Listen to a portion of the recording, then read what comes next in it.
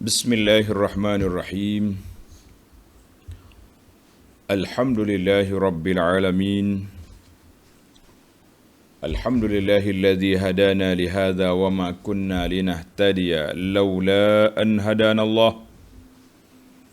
Asyhadu an la ilaha illallah wahdahu la syarika lah wa asyhadu anna Muhammadan abduhu wa rasuluh. Allahumma salli wa sallim wa barik ala abdika wa rasulika Muhammad wa ala alihi wa sahbihi wa man sar ala nahjihi wa ihtada bihadihi wa istanna bisunnatihi ila yaumiddin, amma ba'du. Muslimin dan muslimat, para pelajar, para pencinta ilmu, pencinta Al-Quran, Assalamualaikum warahmatullahi wabarakatuh. Alhamdulillah, pada pagi ini 27 hari bulan 11 2021 kita dapat syukur pada Allah Azza wa Jalla kerana dapat meneruskan pengajian kita dalam tafsir surah Saba.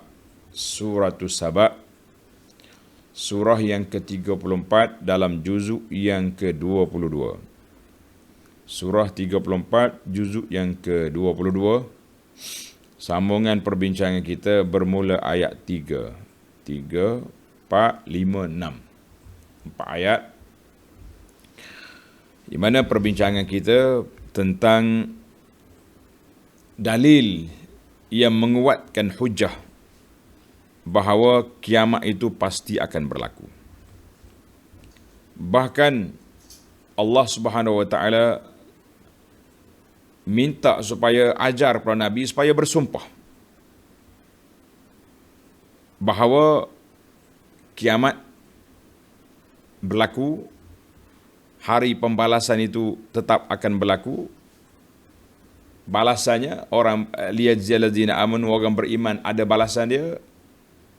Orang yang berjalan di atas muka bumi dengan kerusakan ada balasan dia. Kemudian hujah itu disambut oleh orang-orang yang punya ilmu bahawa benar apa yang telah disebut oleh Allah Azza wa Jalla, apa yang dibawa oleh Nabi sallallahu alaihi wasallam itu benar. Maka para pelajar sekalian, itulah tajuk ataupun poin yang besar di dalam ayat yang kita akan bacakan ini, ayat 3 sampai ayat 6. Baiklah para pelajar sekalian, kita baca ayat dulu, kemudian kita pergi kepada penjelasan dan huraiannya, insya-Allah. Bagi jemaah yang ada tafsir Pimpinan Ar-Rahman, edisi Jawi, muka surat 925. Muka surat 925. Bagi jemaah yang ada edisi lain, cari je Suratul Saba ayat 3. Jumpalah dia, insya-Allah. Ayat nombor ayat tak berubah, nombor muka surat berubah.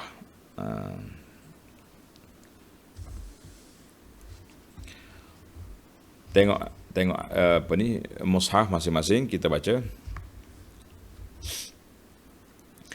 أعوذ بالله السميع العليم من الشيطان الرجيم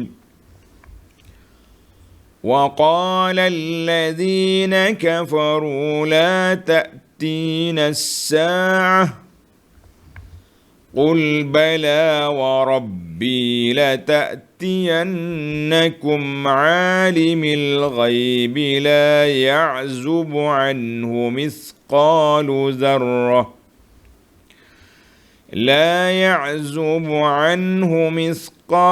ذرة في السماوات ولا في الأرض ولا أصغر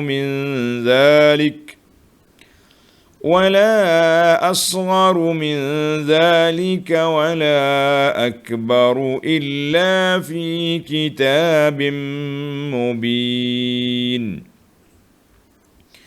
ليجزي الذين آمنوا وعملوا الصالحات أولئك أولئك لهم مغفرة ورزق كريم والذين سعوا في آياتنا معاجزين أولئك لهم عذاب من رجز أليم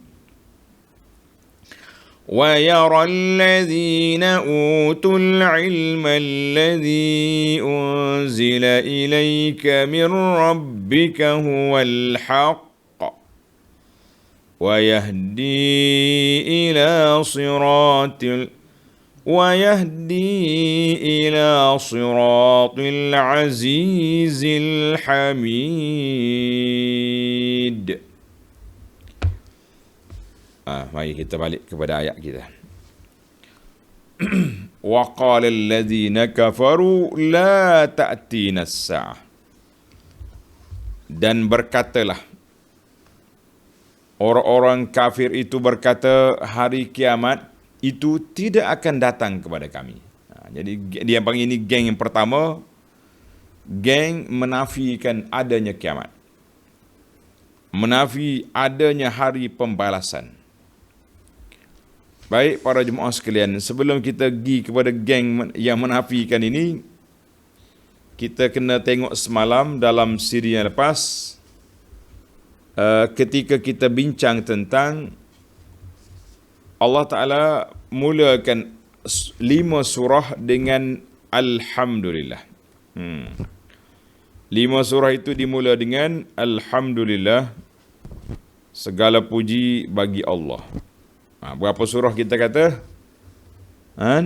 Surah Al-An'am, Al-Kahfi, Surah Saba, Surah Fatir, dan Surah Al-Fatihah. Dalam Surah Al-Fatihah, kita bincang tentang, dia kata Al-Fatihah itu quri'at fil iftitah wal ikhtitam. Dibaca pada permulaan dan juga pada akhirnya. Jadi timbullah soalan, baca permulaan, baca akhir itu macam mana?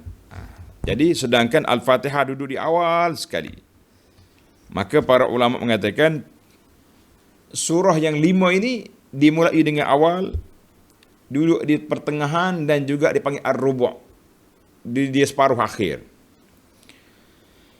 Kita ini sudah masuk ke 20 juzuk yang ke-22 dah kan?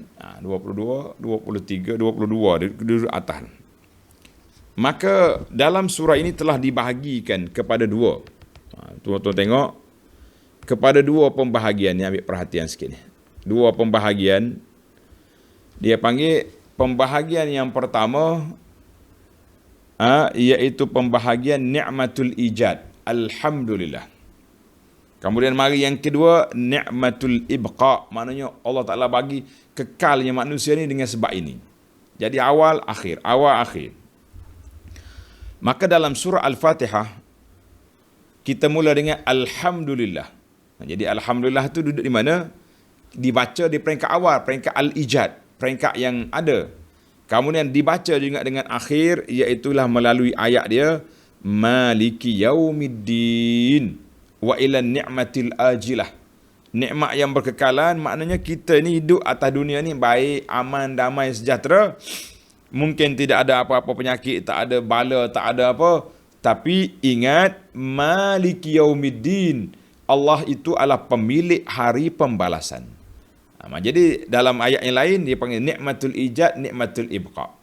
Jadi dalam surah Al-Fatihah ni dia duduk di luar situ. Bermula dengan Alhamdulillah sampai kepada ayat Maliki Yaumiddin. Alhamdulillah itu ijad, permulaan ada. Segala puji bagi Allah yang mengadakan segala makhluk ini. Dan juga jangan lupa Allah SWT kekalkan kita dalam suasana yang apa saja yang kamu ada, iaitu Maliki Yaumiddin, sehinggalah hari pembalasan. Kita boleh sembunyi atas dunia, kita boleh duduk atas nikmat dengan apa saja atas dunia, tapi bila sampai hari pembalasan, tidak ada siapa yang boleh sembunyi kepala, kata orang. Boleh sembunyi dia punya rahsia, kerana itu adalah merupakan yauma tublas sarair, hari didedahkan segala rahsia.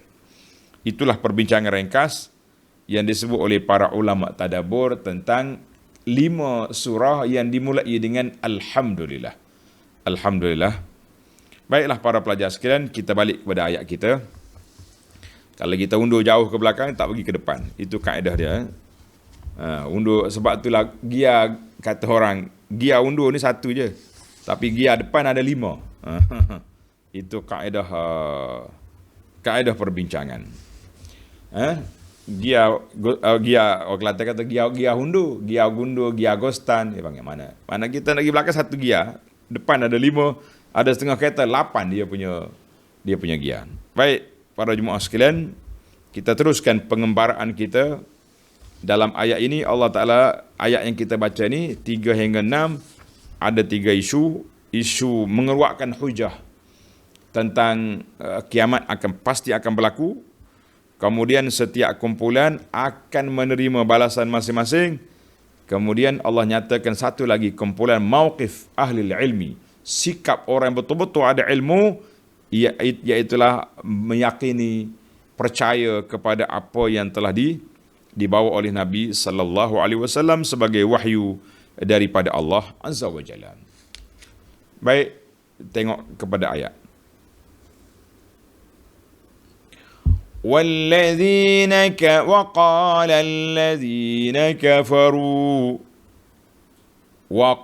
الذين كفروا لا تأتينا الساعة. Dan orang-orang yang kafir berkata, hari kiamat itu tidak akan datang kepada kami. Jadi dalam ayat lepas kita dah sebut tentang kuasa Allah Azza wa Jalla. Allah Ta'ala Maha berkuasa, dengan kuasa dia yang penuh, dengan sifat dia Al-Hakimul Khabir dan juga Ar-Rahimul Ghafur. Kemudian dalam ayat ini puak-puak kafir mengingkari, dia kata kiamat tak akan berlaku. Bila kiamat tak berlaku, Allah ajar kepada Nabi supaya jawab. Qul, tengok, Allah mula dengan Qul, katakanlah. Jawab, wahai Muhammad sallallahu alaihi wasallam, kepada hujah orang kafir. Bala wa rabbi. Bahkan ini panggil bala ni, dia jawab setelah marinya bantahan. Kita kata bala, ataupun bentuk soalan yang berbentuk tanyaan. Kita kata bala, kita tak kata ya, sebab dia panjanglah perbahasan. Dia kata lafaz bala tu dalam bahasa Arab ada 2 makna. Mari untuk membatalkan penafian yang lepas. Seperti waqala allazina kafaru la ta'tina as-sa'ah. Puak kafir kata kiamat tak akan berlaku dalam ayat kita ni. Allah kata qul bala. Itu maknanya kita datang nak menafikan perkataan yang telah dinafikan oleh orang kafir. Orang kafir kata tak ada kiamat, kita kata bala. Mana boleh tak ada? Gitu ayat dia. Jawapan dia ayat dia. Sebab tu dia tak kata la, dia kata bala.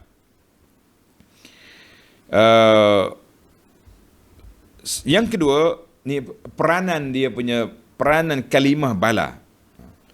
Antakuna jawaban listifham. Jawapan kepada persoalan yang menunjukkan penafian. Seperti orang kata, seperti ayat Quran, alastu bi rabbikum, bukankah aku ni Tuhan kamu? Kalau kita kata na'am, menjadi tadi tak ada Tuhan.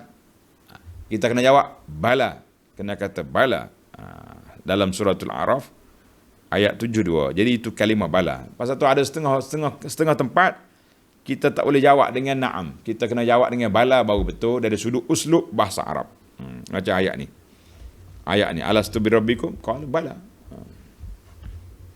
Alaihissallahu bi ahkamil hakimin, bukankah Allah sebaik-baik hakim? Kita kata bala. Kita jangan kata na'am. Sebab dia mari daripada nafi kepada nafi. Itu istilah bahasa Arab. Kalau orang ngaji Arab tu semangatlah dia tu. Kalau tak ngaji Arab tu biar buka celek mata nak mengaji Arab. Maka Allah Subhanahu Wa Taala kata bala. Qul ya Muhammad sallallahu alaihi wasallam, bala wa rabbi. Nabi kita bersumpah, bala wa rabbi, bahkan tetap datang demi Tuhanku. Bukan cakap bala, kita jawab dengan sumpah lagi. Bala wa rabbi, demi Tuhanku. La ta'tiyannakum alimil ghaib. Demi Tuhanku yang mengetahui segala perkara yang gaib, hari kiamat itu sesungguhnya akan datang kepada kamu. Mu jangan duk main-main. Kita jawab ni pun dengan sumpah. Supaya apa jawab dengan sumpah? Nak bagi tahu kepada masyarakat puak-puak kafir yang engkar itu, aku jawab bukan sebarangan jawapan. Jawapan dengan bersumpah. Dengan sumpah. Bahawa Allah Ta'ala yang maha mengetahui perkara gaib, yang tahu segala perkara yang gaib daripada makhluk-makhluk dia ni, dan juga gaib dari sudut waktu bila ke berlakunya kiamat. Bila ke berlakunya kiamat. La ya'zubu anhu mithqalu zarratin fis samawati wala fil ard wala asgharu min dhalik wala akbar illa fi kitabim mubin. Tiada tersembunyi daripada pengetahuan Allah barang seberak debu yang ada di langit dan juga di bumi. Dan tidak ada yang lebih kecil dari itu atau yang lebih besar, melainkan semuanya tertulis dalam kitab yang terang nyata. Jadi jelaslah kepada kita, ayat ini Allah SWT ceritakan kepada kita bahawa segala perkara itu terang dan nyata, yang tersembunyi, yang duduk di mana saja pun, maka itu duduk di bawah ilmu Allah Azza wa Jalla. Baik para pelajar sekalian, kita masuk ke tadabbur sedikit. Dalam ayat ini Allah Ta'ala bersumpah, ajar para Nabi supaya bersumpah. Wa qala alladhina kafaru la ta'tina as-sa'atu qul bala wa rabbi. Para pelajar tanda, ini salah satu daripada 3 ayat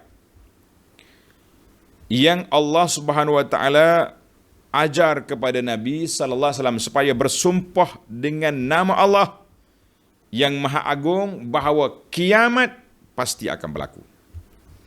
Man ankarahu min ahlil kufri wal inad, untuk mengingkari kepahaman orang yang kerah kepala, orang yang tak dengar kata dari kalangan puak-puak kafir. Tanda tuan-tuan, ayat yang pertama dalam surah Yunus. Surah Yunus ayat 53. Wa yastanbi'unaka ahaqqun hu Qul i wa rabbi innahu lahaq. Wa yastanbi'unaka ahaqunhu. Mereka duk tanya, betul ke ada Tuhan ni? Betul ke tidak berlaku kiamat ni? Qul i wa rabbi. I wa rabbi itu makna gaya sumpah.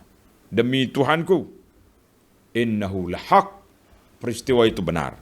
Yang satu, maknanya bila Allah Ta'ala suruh dengan kalimah qul, katakan ya Muhammad sallallahu alaihi wasallam. Jawab pada mereka, kuatkan dengan sumpah. Yang kedua, ayat kita ni. Ayat yang kita baca sekarang, wa qala allazina kafaru la ta'tina as-sa'atu qul bala wa rabbi la ta'tiyannakum. Ayat yang ketiga dalam surah At-Taghabun. Surah At-Taghabun ayat 7. Za'ama alladhina kafaru an lan yub'atsu. Puak-puak kafir menyangka tidak akan dibangkit semula. Qul bala wa rabbi latub'atsunna. Qul bala wa rabbi. Kata Muhammad, tidak. Bahkan demi Tuhanku, latub'atsunna, kamu akan dibangkitkan. Jadi ulama tadabbur kata 3 ayat la rabi'a lahunna mimma amara Allahu rasulahu sallallahu alaihi wasallam an yuqsima bi rabbih. Jadi 3 ayat ini Allah Ta'ala perintah Nabi bersumpah untuk meyakinkan bahawa kiamat pasti berlaku. Kiamat tetap akan berlaku. Kita pun kadang-kadang perlu juga, ada waktunya. Kalau cakap biasa orang tak dengar, kita kena bersumpah. Tapi sumpah tu biar betul lah. Jangan sumpah main-main, jual nama Tuhan, jangan. Bahkan dalam ayat ini Allah kata la ya'zubu anhu mithqalu zarratin. Pengetahuan Allah Ta'ala tentang segala makhluk ini tak terlepas walaupun sebesar zarah. Besar zarah ni mana? Zarah ni kata asgharu minan nabli. Lebih kecil daripada semut. Sebab kita nak tahu zarah ni besar mana? Waktu matahari cerah tu lah. Kita duduk dekat tingkap tengok cahaya matahari tu. Dalam cahaya tu nampak debu tu. Itu dia panggil zarah. Itu dia panggil lebih halus daripada semut. Pun Tuhan tahu. Kalau lebih besar, lagi tahu semua tahu. Tak ada beza bagi Allah Azza wa Jalla, yang besarnya, yang kecil, semua duduk di bawah ilmu Allah. Masya Allah. Jadi kita kena belajar. Jelaslah kepada kita bahawa ilmu Allah Ta'ala itu meliputi segala perkara. Baik, setelah kita kenal Allah, Nabi telah bersumpah bahawa kiamat itu akan berlaku. Nabi bersumpah bahawa kiamat itu akan berlaku. Baik, bila berlaku kiamat, apa akan jadi? Tengok, ada dua kumpulan di sana. Kumpulan yang pertama, ayat 4. Liyajziyal ladzina amanu wa 'amilus shalihat. Kedatangan kiamat itu supaya Allah membalas orang-orang yang beriman dan beramal saleh. Balas dengan apa? Ulaika lahum maghfiratun wa rizqun karim. Mereka itu akan beroleh keampunan dan limpah kurnia yang mulia. Allahumma ja'alna minhum. Kata amin. Ya Allah, jadikan kami orang-orang yang beriman, orang yang beramal soleh, yang layak untuk mendapat keampunan dan rezeki yang sangat baik daripada-Mu ya Rabbal Alamin. Doa. Itu uslub cara Nabi SAW. Bila lalu ayat nikmat, ayat-ayat tentang syurga, Nabi minta, Allahumma ja'alna min ahliha. Kita pun sama, bila kita belajar ilmu tadabbur ni, kita baca ayat ini, kita pun Allahumma ja'alna min ahliha. Ya Allah, jadikan aku, keluargaku daripada kumpulan ini. Dan sebaliknya, bila jumpa ayat azab, ya ta'awaz. Nabi kita minta berlindung daripada azab. Ayat yang kelima ini ayat sebaliknya. Yang tadi ayat 4. Kan? Ayat yang keempat, ayat yang baik. Orang-orang yang baik. Allah Ta'ala bagi tahu pada kita, dia tahu semua, ilmu dia meliputi yang kecil, yang besar. Maka berhak sangatlah Allah Ta'ala nak bagi balasan kepada kita setimpal dengan apa yang kita lakukan di dunia. Liyajziyal ladzi ay liyusibal ladzina amanu. Allah Ta'ala nak bagi pahala kepada orang yang beriman dengan sebab mereka beriman dan mereka beramal soleh. Allahu Akbar. Amal soleh. Kita dah dengar kan banyak kali dah. Huraian kita ni banyak kali dah. Anda ingat, sudah lekat dalam kepala para pelajar sekalian, iaitulah bagaimana nak jadikan amal itu soleh. Tuan-tuan boleh tulis jawapan. Bagaimana nak jadi amal itu soleh? Jawab dianya, yang pertama, dilakukan secara ikhlas dari sudut hatinya. Hati seikhlas mungkin kita buat. Yang kedua, mutaba'ah an-Nabi sallallahu alaihi wasallam, kita wajib mengikut sunnah Nabi. Kalau tak cukup SOP 2 ni, mana kita tak cukup taraf yang sepatutnya. Allah. Ikhlas, ikut cara Nabi sallallahu alaihi wasallam. Kalau tak cukup 2 ni kan, orang panggil tak cukup syarat. Bila tak cukup syarat, apa-apa pun kena reject. Pergi minta permohonan isi barang tak cukup syarat, orang tolak. Jadi kita pun nak kabulnya amalan kita, kita kena kata, aku buat ni, yang pertama ikhlas, yang kedua ikut sunnah Nabi SAW. Jangan cuba berani-berani mengatakan, benda baik, apa salahnya? Tak ada dalam sunnah pun. Kita kata hati-hati tuan-tuan, kata-kata itu boleh menggelincirkan seorang itu dari landasan yang benar. Sebab bila dia reka benda-benda, dia kata apa salahnya. Akhir sekali memang salah pun. kita berjalan di atas landasan wahyu, kita berjalan di atas sunnah Nabi, insya-Allah kita selamat. Pindah pada ayat kumpulan yang kelima pula. وَالَّذِينَ سَعَوْا فِي آيَاتِنَا مُعَاجِزِينَ. Maaf, sebelum turun kelima, ayat awal tadi tak habis lagi. Ulaika lahum maghfirah. Bagi mereka keampunan. Keampunan daripada Allah Azza wa Jalla. Bila Allah Ta'ala ampun, apa maksud Allah Ta'ala ampun? Tuan-tuan tanda balik. Maksud Allah Ta'ala ampun dosa kita dua perkara. Sama ada dihapus terus ataupun disembunyikan. Disembunyikan dalam rekod amalan kita. Sebagian dalam hadis yang panjang, dia panggil hadis sijilat, yang panjang hadis rekod di akhirat esok. Nabi SAW cerita, orang ni diberi rekod. Dia baca. Mana ni dosa kecil semua ni? Mana dosa besar? Mana dosa besar? Dia duk takut ni. Bila keluar dosa besar, orang kata, beratlah kita. Dia pun tanya, mana rekod yang satu lagi? Malaikat jawab kepada dia, Allah Ta'ala sembunyikan rahsia ini di dunia dulu dan disembunyikan juga di akhirat nanti. Sebab itulah kita ni, para jemaah sekalian, kita ni sebenarnya banyak kita dapat rahmat, kasih sayang daripada Allah Azza wa Jalla. Kalau Tuhan dedah semua rahsia kita, mungkin orang tak akan ikut kita, orang tak dengar cakap kita, orang tak berkawan pun dengan kita. Nah, kita pergi belajar dengan ustaz, terdedah rahsia ustaz. Awak nak belajar lagi dengan dia? Tak nak belajar dah. Allah, perangai macam ni ustaz ni. Tapi oleh kerana Tuhan sembunyikan rahsia, kita pun jadi tak apa, selesa. Ustaz buatlah apa saja pun, dosa-dosa peribadilah maksud kitanya.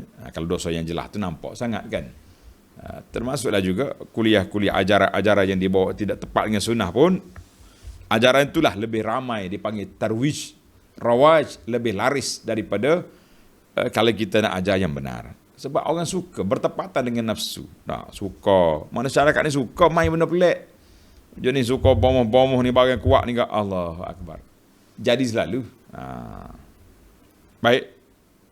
Maknanya Allah Ta'ala kata, maghfirah wa rizqun karim. Kenapa dalam ayat ini Allah kata rizqun karim? Rezeki daripada limpah kurnia Tuhan yang sangat mulia, karim. Sebab balasan dia tak sepadan dengan apa yang kita buat. Buat sedikit, pahala besar. Itu dia panggil karim. Kemuliaan Allah Azza wa Jalla, dia nak bagi pada kita yang banyak-banyak. Kata rizqun karim. Itu semua ilmu tadabbur. Jadi dah pindah ke ayat yang 5. Walladzina sa'au fi ayatina mu'ajizin. Dan sebaliknya, orang-orang yang berusaha menentang dan membatalkan ayat-ayat keterangan kami. Allah, dia berusaha nak batal, menentang ayat-ayat keterangan kami sambil menyangka dapat melepaskan diri dari hukuman kami. Dia sangka dia ni bebas lah, dia panggil mu'ajizin. Allah Ta'ala tak mampu, Allah Ta'ala tak ambil tindakan ke atas dia. Dia pintu panggil mu'ajizin. Dia ingat Tuhan tak ambil, beres lah bos, begitulah lebih kurang, boleh lepas. Allah kata apa? Ulaika lahum azab. Ulaika lahum azabum min rijzin alim. Mereka itu akan beroleh azab dari jenis azab seksa yang tidak terperi sakitnya. Cari penyakitmu ni. Boleh azab yang sangat dahsyat. Yang sangat dahsyat, itu yang kita bimbang, yang kita takut, yang kita gerun. Jadi para jemaah sekalian, habislah dua kumpulan. Kumpulan yang selamat, kumpulan yang pertama tadi, yang ikhlas dan ikut sunnah. Kumpulan yang kedua, kumpulan yang kerah kepala, mereka menyangkakan Allah Ta'ala tu tak boleh nak ambil tindakan ke atas dia. Kita ni macam tu juga. Kadang-kadang ni kita pergi buat benda-benda yang menyalahi peraturan. Tak kira lah peraturan kerajaan dari sudut SOP apanya. Kita ingat kita bebas. Sekali kena cukup, sama juga puak kapi ni, dia ingat dia okey je. Dia ingat dia tak apa, tak ada masalah apa-apa. Mu'ajizin. Allah Ta'ala tak ambil tindakan apa. Sekali kena, habis. Orang Kelantan kata, sekali kena, beli pak sirap habis. Dengar. Bahasa Kelantan kata, sekali kena, beli pak sirap habis. Maknanya, sekali kena hukuman, habis. Dia punya neraka lah. Na'udzubillah. Baik, kita pergi kepada kumpulan yang terakhir. Dia panggil kumpulan ahlul ilm. Orang yang benar, orang yang ada ilmu, orang yang belajar, orang yang mencari kebenaran, dia akan jumpa insya-Allah. Ayat 6. وَيَرَى الَّذِينَ أُوتُوا الْعِلْمَ الَّذِي أُنْزِلَ إِلَيْكَ مِنْ رَبِّكَ هُوَ الْحَقُّ. Dan orang-orang yang diberi ilmu pengetahuan mengetahui dengan yakin bahawa keterangan-keterangan yang diturunkan kepadamu dari Tuhanmu mengenai kiamat dan lain-lainnya itulah yang benar. Wa yahdi ila siratil azizil hamid. Itulah yang benar serta yang memimpin ke jalan Allah yang maha berkuasa lagi amat terpuji. Benar lagi memimpin. Quran itu pimpin kita ke jalan yang betul, jalan yang terpuji. Allah kata apa ini? Wa yara ahlul ilmi. Tuan-tuan tanda, siapakah orang yang ada ilmu pengetahuan itu? Ulama tafsir berbagai-bagai huraian. Yang pertama dia kata mu'minu ahlil kitab. Orang Yahudi yang beriman seperti Abdullah bin Salam dan orang-orang lain. Satu. Yang kedua, ahlul ilmi siapa? Ashabu Muhammadin sallallahu alaihi wasallam. Sahabat-sahabat Nabi lah, orang yang paling ada ilmu. Dua. Yang ketiga kata, maksud dianya orang yang beriman dengan Nabi dari kalangan ahli Mekah. Sebab orang Mekah awal-awal lagi dapat Al-Quran.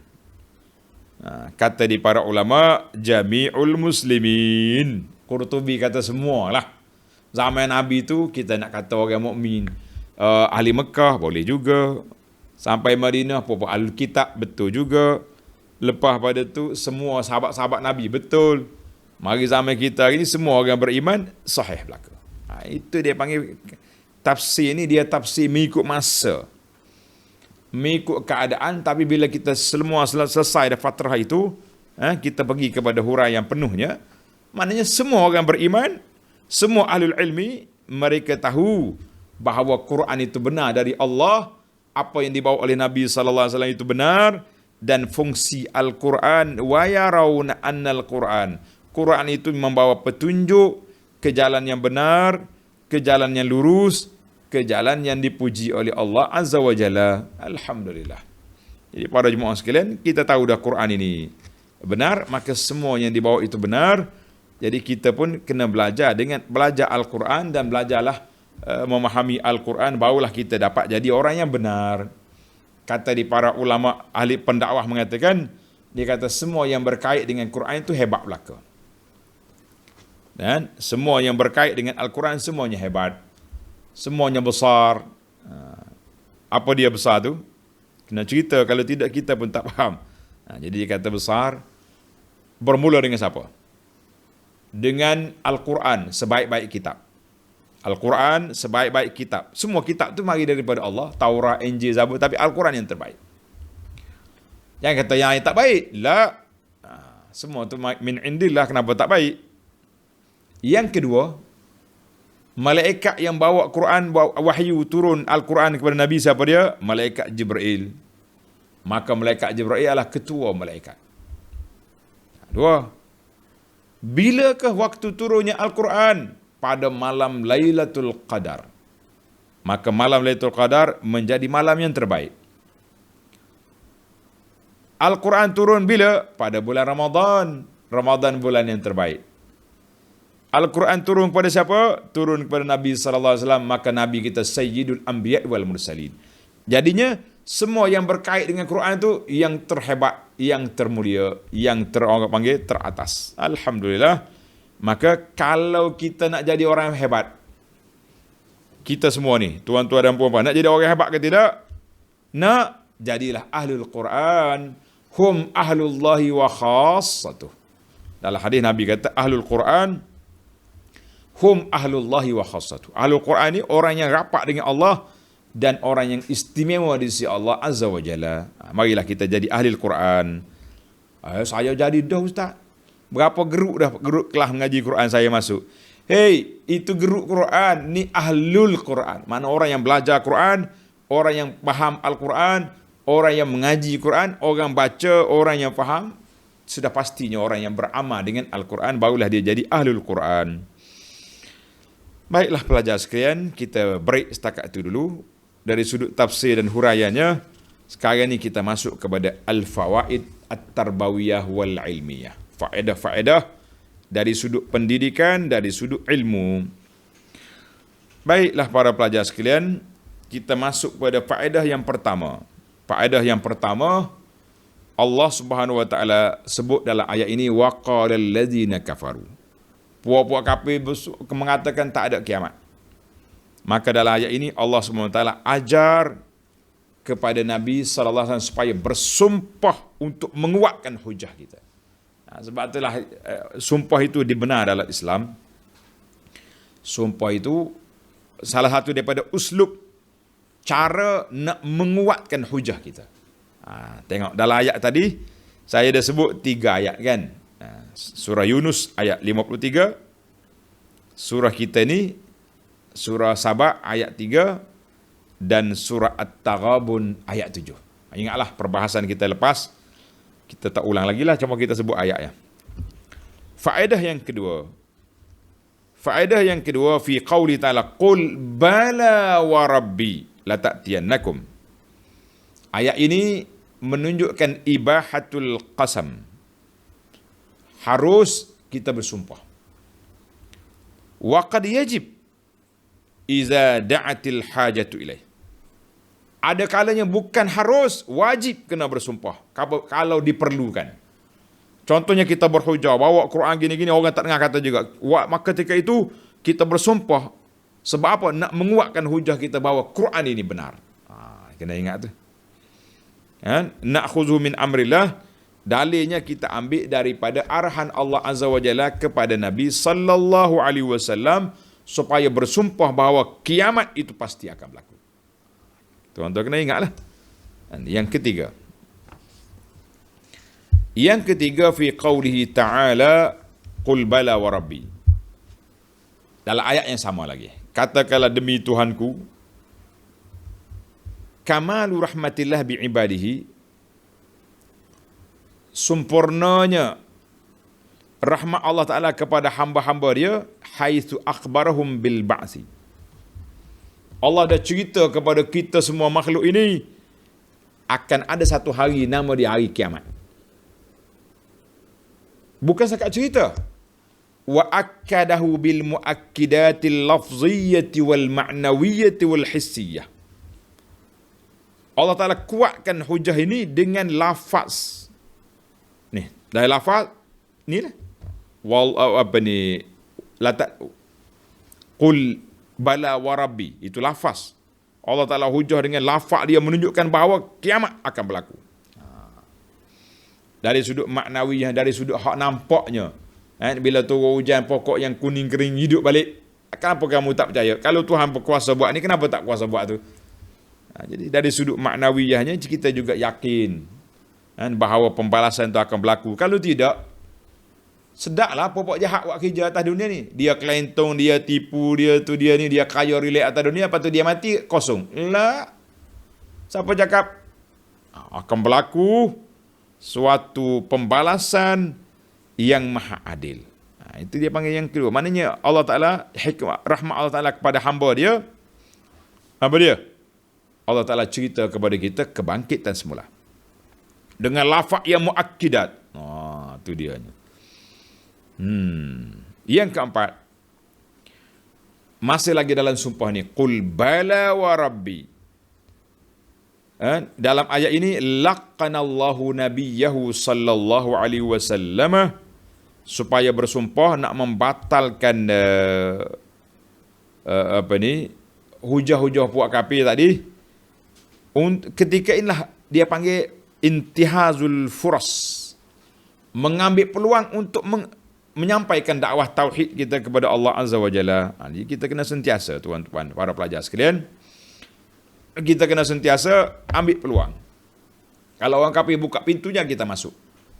Sebab itulah dalam surah tafsir suratul Ahzab, surah Madaniyah. Dalam surah Madaniyah ni banyak hujah-hujah hukum hakam yang mesti kita jelaskan di situ.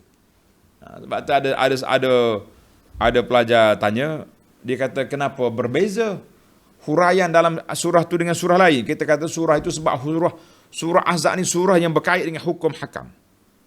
Berbeza dengan surah Makkiyah, dia banyak tentang tasbitul aqidah. Jadi kalau kita tak hurai di situ, kita nak hurai di mana lagi? Jadi peluang-peluang itu kena ambil.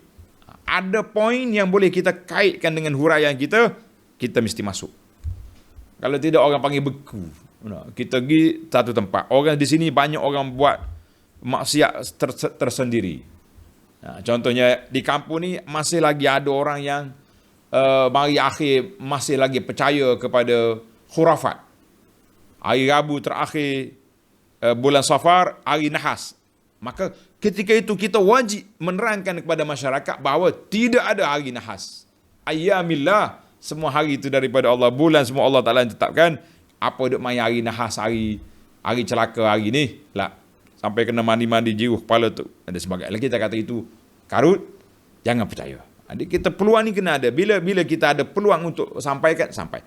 Jadi dalam ayat ini Allah Ta'ala ajak kepada Nabi SAW, oleh kerana kafir buka pintu, tak percaya kepada hari kiamat, mau masuk dengan sumpahnya dengan itu peluang. Dia panggil intihazul furas li tablighil aqaid. Peluang inilah peluang kita nak gilap masyarakat dengan ilmu akidah. Sekarang ni bila orang timbul tentang benda khurafat, benda ni, panggilan seru tu seru ni, maka waktunya para pendakwah kena bangkit menghuraikan bahawa bahayanya pergantungan kita kepada makhluk lain daripada Allah Azza wa Jalla. Jadi isu kena masuk. Nanti mari pula orang timbul isu lain pula, isu tentang arak.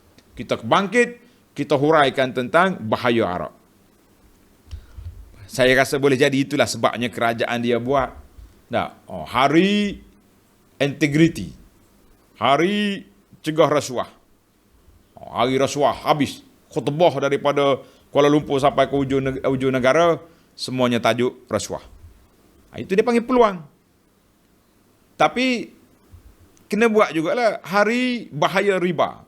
Sarah pula bab riba. Hari bahaya pendedahan aurat. Kena buat hari menjaga aurat. Banyak juga kita ni. Ni kadang-kadang kita buat hari Siti, hari tu hari ni, tapi kita kena kemahkan lagi tajuk-tajuk gitu. Hari jaga aurat, hari keluarga bersama keluarga. Jadi kita kena ada. Baik, yang keenam, berapa dah ni? 4. Yang kelima pula. Yang kelima, liyajziyalladzina amanu. Allah Ta'ala buat ni supaya dia nak beri balasan kepada orang beriman. Wa amilus salihat, dan amal yang soleh. Kata di ulama tadabbur, al-farqu bainal imani wal amali salih indal jam'i bainahuma. Ketika Allah kembarkan ayat ini, alladzina amanu wa amilus salihat, maka dia beriman dan amal, ketika itu dia terpisah. Iman dalam hati, amal di anggota. Tapi kalau dia satu je, tak. Allazina amanu, orang yang beriman, kita kata tak apa, cukup. Iman tu pastinya bila sudah beriman, sudah pasti dia juga orang yang beramal. Ataupun Allah Ta'ala nak balas orang-orang yang minas salihin, orang yang soleh. Orang yang soleh pasti orang beriman. Mana dia dalam kaedah kata, tulis kaedah ni. Bila bersama dia berpisah. Ingatlah kaedah ni. Bila bersama dia berpisah. Bila berpisah dia bersama. Boleh tak boleh? Macam Islam dengan iman juga. Kalau bersama, dia berpisah. Iman yang dalam hati. Islam yang zahir. Tapi kalau dia duduk satu dia je, ini orang Islam, kita fahamlah. Islam itu makna dia kena beriman dulu. Kemudian dia laksanakan undang-undang, baru jadi. Boleh fahamlah insya-Allah kan. Yang keenam, kita pergi pada yang keenam pula. Liyajziyal ladzina amanu. Masih lagi dalam sama. Liyajziyal ladzina amanu, supaya Allah nak balas. Nak balas kepada orang yang beriman. Dan ulaika lahum azabun mirrizin alim. Di akhir ayat tengok. Akhir ayat yang awal ayat yang keempat sampai akhir ayat yang kelima, kata di ulama, Allah Ta'ala kembar dua di situ. Balasan untuk orang baik dan balasan orang tak baik. Ayyam bagi fil khitabi an yakuna jami'an baina asbabil khawfi wa asbabir raja'. Bila kita bercakap, bila kita berceramah, kita kena kembar di antara khauf, takut pada Allah, raja, mengharapkan rahmat Allah Ta'ala. Tengok dalam ayat ni Tuhan bagi dua-dua. Liyajziyal ladzina amanu wa rizqun karim lahum maghfiratun, bagi mereka keampunan dan rezeki yang sangat luas. Ini raja, kita mengharapkan rahmat Allah Ta'ala. Ya Rabbi, jadikan aku dan keluargaku dari kalangan hamba-hambamu yang mendapat rahmat, mendapat rezeki yang karim. Bila kita baca pula ayat miruzin ali, na'udzubillah min ghadabillah, kita minta berlindung. Mana kita hidup ni atas dua landasan, iaitu al-khauf war raja. Kalau kita banyak raja saja, kita akan jadi sekular, jadi liberal. Sebab Tuhan Maha Pengampun, aku tak solat pun tak apa. Tak aurat pun tak apa. Macam tu nak kata apa. Baik, isu yang ketujuh. Wallazina sa'u fi ayatina. Orang yang cuba, orang yang berusaha menentang dan membatalkan ayat-ayat kami. Kata di ulama, at-tahzir. Ayat ini memberi amaran keras kepada orang yang nak membatalkan ayat-ayat Allah. Kata orang, iza nuhiya an syai'in fa huwa amrun bi dhiddihi. Itu bahasa ulama usul. Iza nuhiya an syai'in fa huwa amrun bi dhiddihi. Bila dilarang dengan satu benda, diarah satu benda. Allah larang kita sini, jangan lawan Allah, maka arahan dia taat kepada Allah. Itu menarik ayat ni. Jangan batal ayat Allah, bahkan kita yakin dengan ayat Allah, beramal dengan dia. Yang ke-8, ayat yang terakhir, ayat yang ke-6, wa yaral ladzina utul ilma. Dan orang-orang yang diberi ilmu pengetahuan. Kata di ulama tadabbur, fihi manqabatun li ahli ilmi wa fadilatun wa alamatun lahum. Ayat ini memberi satu kedudukan kepada siapa? Kepada siapa? Kepada orang yang punya ilmu. Orang ada ilmu, ada kedudukan. Ada fadilah. Ada kelebihan. Kullama kan a'zama ilman wa tasdiqan. Mana-mana orang yang lebih faham sunnah Nabi sallallahu alaihi wasallam, memahami Al-Quran, maka makrifah dia tentang Allah lebih tinggi. Sekarang ni ada kumpulan yang dakwa dia kumpulan makrifah, dia tak payah Quran dengan hadis. Baik. Habis mempakai apa? Ilham, kasyaf. Allah buka terus. Bahkan geng ni dia kata apa kepada kita ni? Dia kata kamu belajar dengan orang mati. Sedap ayat dia tuan-tuan. Kita dengar pun rasa nak pengaruh. Kamu belajar dengan orang mati. Siapa orang mati? Tok guru kita semua sudah mati. Aku belajar hadis, ambil daripada siapa? Daripada Bukhari. Bukhari mati ke hidup? Hidup, mati. Bukhari ambil daripada Nabi sallallahu melalui jalur siapa ke Nabi? Nabi wafat juga. Habis kita punya ilmu direct terus kepada Allah Azza wa Jalla, Al-Hayyul Qayyum, yang hidup yang tak mati. Oh, ilmu dia, makrifah itu lebih tinggi. Sebab apa? Dia direct dengan Allah Azza wa Jalla. Tuan-tuan jangan duk main kasah-kasah begini. Nah, bila kita nak buat benda khurafat, takhayul, kita kata apa? Boleh jadi ulama kasah, dia tahu masa ni masa mari bala, masa mari, kita kata-kata itu cara istidlal macam itu, itulah karut. Sebab itulah dalam agama ni kita kena tunjuk dalil. Manakah dalil apa yang kita ajar? Kalau ada dari sunnah Nabi, alhamdulillah. Ada dalam Quran, alhamdulillah. Sebab orang yang tak nak beri dalil ni sebab apa? Dia takut orang tanya mana dalil. Bila tanya mana dalil, tak jumpa, carilah duk main kasah tu kasah ni. Mana ada dalil? Nah, ini bahaya. Jadi kata di para ulama, orang yang lebih tinggi ilmu dia kepada Quran dengan sunnah, lebih tinggi, lebih kena dia, makrifah dia kepada Allah Azza wa Jalla, dan lebih patuh dia kepada syariat Allah Azza wa Jalla. Yang ke-10, yang ke-9, qauluhu ta'ala utul ilma. Tengok terjemahan. Wa yaral ladzina utul ilma, dan orang-orang yang diberi ilmu pengetahuan. Tuan-tuan, utul ilma, diberi ilmu pengetahuan. Ayat ini fihi isyaratun. Isyarat kepada apa? Isyarat kepada la yanbaghi lil insan an yu'jaba bi ilmihi. Tidak boleh seorang itu kagum dengan ilmu dia. Fa bina'ul fi'li lil maf'ul. Bina maf'ul isyarat kepada mereka bukan dapat ilmu dengan diri sendiri, tapi Allah yang anugerahkan kepada kita kepahaman. Allah yang anugerahkan kepada kita kepahaman. Dalam hadis yang sahih dikeluarkan oleh Imam Bukhari daripada Muawiyah, Nabi sallallahu alaihi wasallam bersabda, "Man yuridillahu bi khaira yufaqihu fid din." Siapa yang Allah nak beri kebaikan kepada dia, maka diberinya kepahaman dalam agama. Tuan-tuan ingat, Allah kata apa? Nabi kata apa? Sallallahu alaihi wasallam, siapa yang Allah nak beri kepahaman, kebaikan kepada dia, yufaqihu fid din, diberi kepahaman dalam agama. Dia tak kata diberi pangkat, diberi kedudukan, diberi harta, diberi tu, diberi ni, diberi CJ. CJ pun tak jadi apa. Kita tak usah bangga dengan CJ kita. Kalau tak ada CJ nak bangga, lagilah susah. Baik. Maka, bila kita kata Allah Ta'ala yang beri, Nabi kata apa? Innama ana qasimun wallahu yu'ti. Innama ana qasimun wallahu yu'ti. Aku ni tukang bagi ya. Tapi yang beri betul-betul Allah. Kalau kita ni boleh beri ilmu kepada kita orang alim contohnya, tentulah anak kita yang paling alim. Tapi tak semestinya. Berapa ramai orang ahlul ilm, dia panggil qimmah, jabal fil ilmi, bukit ilmu. Tapi anak dia seorang pun tak ada yang alim.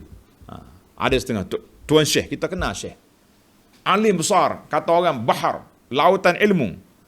Tapi anak dia tak jadi. Rezekinya Allah Ta'ala beri pada dia anak perempuan ramai.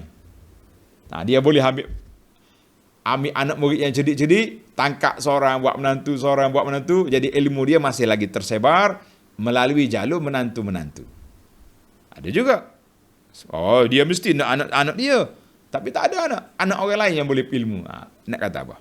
Maka kita mengatakan bahawa kita jangan bangga dengan ilmu kita. Kita dapat ilmu ini daripada Allah Azza wa Jalla yang beri kepada kita. Saya dapat ilmu sebab saya usaha.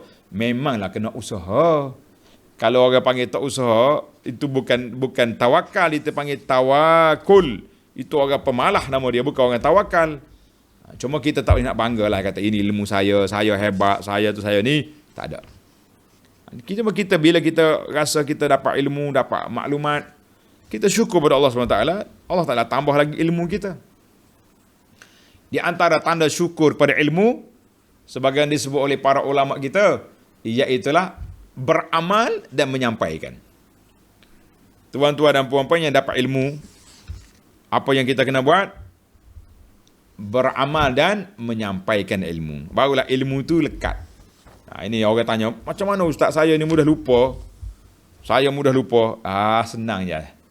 Tuan-tuan nak tip, ingat ilmu. Nak ustaz. Yang pertama, kita belajar, kita amal. Yang kedua, kita ajar orang. InsyaAllah tak akan lupa. Tapi kalau kita belajar, kita simpan je, tak ada malam nanti, lupa dah. Tambah-tambah pula orang kata manusia ni mudah lupa nama dia. Nama kita ni insan. Dinamakan insan, manusia tu insan, linisianihi, kerana mudah lupa dia, mudah lupa. Baiklah, yang terakhir, yang ke-10. Wa yahdi ila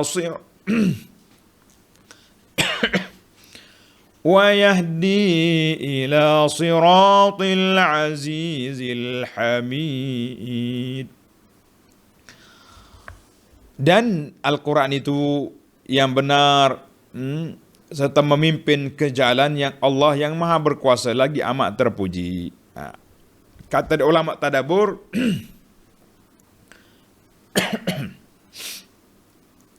mani betagal huda min ghairil Quran dalla. Siapa dia mencari, menuntut hidayah, petunjuk lain daripada Quran, sesat orang tu. Sebab Allah kata apa? Wa yahdi ila siratil aziz. Fungsi Al-Quran mengajak manusia kepada jalan Allah Azza wa Jalla. Jadi siapa dia cari hidayah lain daripada Quran, orang ni tak jumpa cari. Sebab itulah kita ni penting sangat, tuan-tuan dan puan-puan, belajar ilmu Quran. Ilmu tadabbur. Tiba-tiba ada pula bantahan, mana boleh mengaji Quran? Kita kena mengaji kitab fardu ain. Quran ni fardu ain. So setiap orang akan ditanya tentang Quran di akhirat esok. Kita ni sebenarnya pembahagian ilmu tu. Untuk mudah nak belajar ya subjek. Subjek apa tu? Fardu ain. Subjek apa tu? Sains. Sains pula berapa jenis? Sains tu sains ni. Sains rumah tangga lah. Mengaji sains. Sains ke apa? Sains rumah tangga. Sebenarnya sains masak-masak ya. Ni guru rumah tangga ni. Ada kata guru ajar masak tak standard, baik mengaji restoran dia tu. Itu dia panggil ilmu. Ulama kata apa? Siapa dia cari petunjuk lain daripada Quran, orang itu tak akan jumpa jalan. Tak jumpa jalan. Dia jumpa apa? Dia akan jumpa jalan kesesatan, jalan tidak jalan petunjuk, jalan bid'ah, jalan khurafat, jalan lain.